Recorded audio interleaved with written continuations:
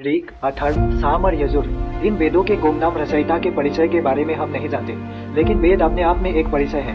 भारत के सबसे पवित्र और प्रथम धर्म ग्रंथ वेद भारतीय सभ्यता के ज्ञान, विज्ञान, परंपरा और संस्कृति का स्रोत है।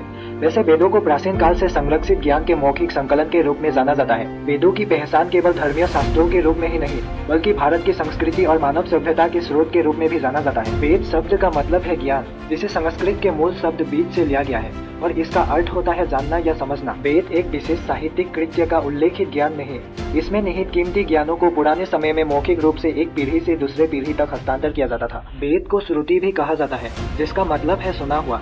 वैसे वेदों को ईश्वर की वाणी भी कहा जाता है। कहा जाता है कि प्राचीन काल में ईश्वर की वाणी को ऋषि मुनियों के द्वारा सुना गया था, इसके बाद गुरु शिष्य की परंपरा के द्वारा सुनकर दुनिया में फैलाया गया। इसके साथ ही अन्य ग्रंथों को स्मृति माना गया है, जिसका अर्थ है इंसानों के स्मरण और बुद्धि से बने ग्रंथ, जो श्रुति के ही मानवों द्वारा किया जाने वाला